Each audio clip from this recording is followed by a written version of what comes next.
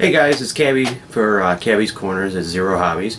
I'm just going to give you an update video. Basically, this is going to be for the Warhound Titan.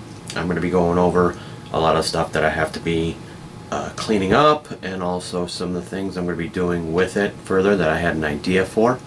So we're just going to go over a couple of little things that I got going on with it, and hopefully by the end of this video I'll be primering it, and then after that I'll be painting it, and also we'll give you a show of maybe what the colors are going to be looking like. I really like them on the knights that I built, and I kind of want to keep it all this kind of Titanicus house looking thing. I know that Titan's houses, Titan legions and also knight houses aren't the same, but it's my army. I do it what I want. Alright guys, I'll see you in the next video, or actually I should say the next part of the video. So, now on to the good stuff here. On the left, you see the Warhound Titan. On the right, you see a Knight Castellan, I want to say this, that I painted, and these are about the colors. I think I'm going to go with the Warhound Titan because I really like the colors themselves. Kind of like a space wolfy gray with really tarnished bronze. Bring it up. I'll go over this a little bit better detail in a later video of all my Knight Titans. But yeah, so this is one of 3 that I have. So like I was saying earlier in the other video with the bits and pieces, you can see on here this piece right here is actually the other half of this. So I am okay with destroying certain pieces, like I said before. So getting into nitty-gritty, what I want to do. Well, when I initially put the model together, the Warhound, which we're going to be talking about more about the Warhound. I'm not really going to be talking too much about the Knight Titan, just because that's not for this video. You'll be able to see, I'm going to just turn this here. In the earlier video, there's the screw right there. Okay, well, I was going through the bits of the Warhound. I have no clue where half this stuff, well, some of these small parts go. I've been looking online on photos of other people's Warhounds and the instructions where I can, but I found these little guys here. So those are going to be the little cover-ups right there, I believe. So gonna cover that up with that. And if you see on the leg, I covered up where I put the really long deck screws. That's actually supposed to go on top of here, but they do give you a lot of like decorative pieces. So if I put that right there, it doesn't cover as much, but it does cover it enough where, you know, it's just not that hole sitting there. So furthermore, what I'm going to be doing is, this is a prime example of the piece. You know, you got a little bit of flashing here that's real close to detail, so I'm going to be really careful, and I'm going to be cleaning everything up that I can. I started cleaning up some pieces. This is from the interior, because I was doing the interior, but as you see here, there's a little bit of an indent, so I want to straighten that out a bit. Also, looking here, where the window goes, sorry, I gotta really clean that up. Gotta clean this back piece up. So there's a lot of grueling filing and everything going on. But what I did want to show you guys is some of the things that I was planning on doing. I found these little lights on Amazon, I believe. So let me get it to turn on. Okay. Yeah, it's a little red light.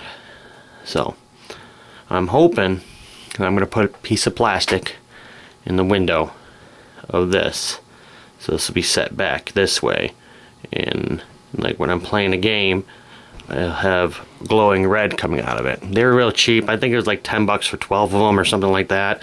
Not too sure. I did modify them a little bit. The tip of the LED I shaved down. It used to have a little back loop. I'll show you here in a second. Okay, so this is what it looks like to begin with. Little, almost like a 9mm bullet. So this plastic piece when it wants to agree with me, comes off. I took that off. The LED is real tall, shaved it down, chopped this off, shaved it down, just so I can have it fit. It's not gonna be permanently in there because I want to keep him in there when I'm doing display. This guy here, I'm gonna say that he's the guy who runs the show for the whole Titan. Can't remember his name right now. I'll probably think about it in the middle of the video here. So yeah, that's one thing. I did find the set of earth magnets, kind of neat. Yet again, Amazon. It was like, I don't know, 10-15 bucks. A really nice thing though. Come in this tin that they want to stick to everything, but I believe these are 15 mil. These are, I want to say 12, 10, I think 5, 6, and 3. So these might be 2. No, yeah, 5, 6, and 3. I believe they're 3. So this is real nice. So I'll be able to magnetize a lot of the stuff on there, and also for future projects too. I'll be able to magnetize. So as you could see by the Night Titan, I still need to put sand on the Warhound and the little one's base. And then also I did find, for you older 40K players might remember, the palm trees. I did find these. So I will be putting some of these on, because when they're put together and put on and painted, they look really nice. They'll add to it a little bit. So that's it for this part, or part 2 of the video. I'm going to be cleaning a lot of the stuff up. Hopefully won't take me too long to get it. I don't have a lot of time. Sorry, a lot of time this week. But hopefully I'll get to a bunch of stuff, and then I can start showing you some of the build process of like the plasma blast cannon.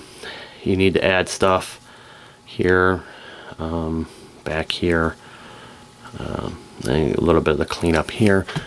Also, this is the turbo laser, so need to build that. So I'll get to that. Going back to what I said in my original video, how you have to be very careful about losing parts. I've already lost one part, a very small part.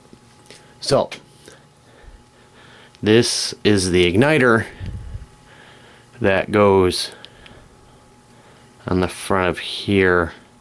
I want to say it goes like this. Yeah, that's what it looks like. So it goes like that. So that's the igniter. I lost one of these. Don't know where it went. But looking around, you know, sometimes you got to get a little creative. Looking around, I found this Tau flamer, which I get in close, kind of has the same look as the igniter on, let me see if I can get the focus. Yeah, that's pretty good. The igniter on the, I believe, Infernal Cannon. So I'm going to be kind of chopping the igniter off of this to kind of fill in the gap of what I lost. Luckily I only lost one, so it'll be like 2 of the original ones on the outside, the one different one on the inside, but when it's painted it doesn't really matter.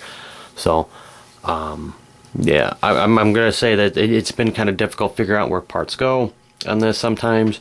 I still don't know where a few parts of the build go, like this here, but I'm sure I'll figure it out. But everything else seems to be going smoothly, and I'll see you in the next part. So it is now the part 3 of this video.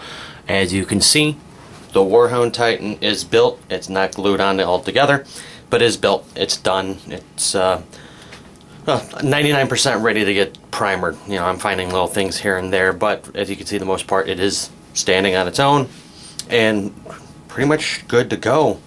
Little sanding here and there, and I should be good. Couple things. This thing is a pain in the ass, but I think it's well worth it. We're to start from the top down.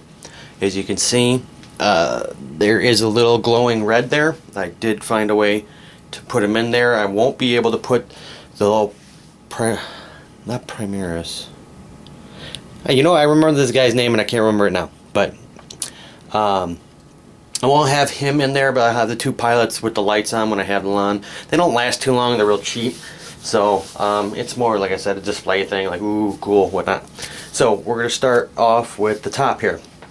So the little void shields, as I throw it away, I didn't magnetize it. I just put a screw head in there, and there's a magnet up in there. So those are magnetized, so if, you know, I want to take one off, if, you know, the void shields go down and whatnot.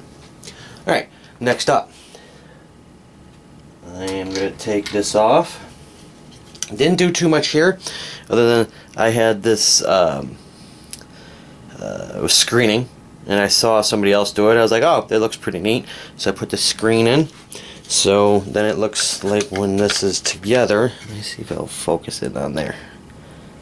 It won't focus too well, but the engine part is in there. There you go. And it's kind of got a little protection. I thought that was really cool. So I ended up doing that. Now, onto the arms. These were just on there to put on there. So the arms themselves, I ended up magnetizing them. So each arm could hold either gun.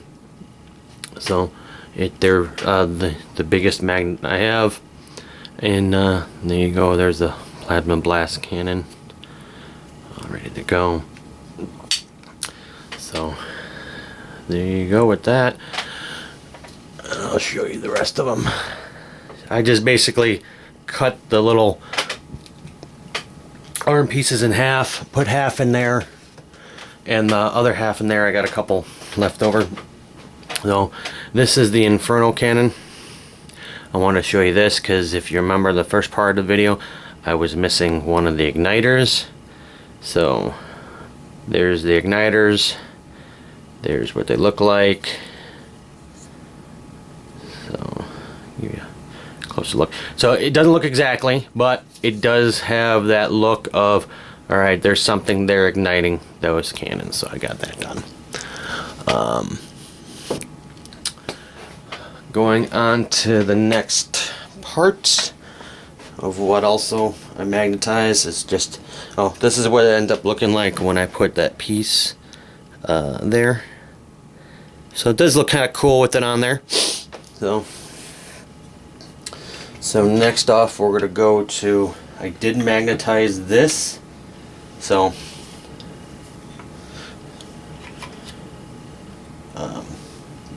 that does go. Okay.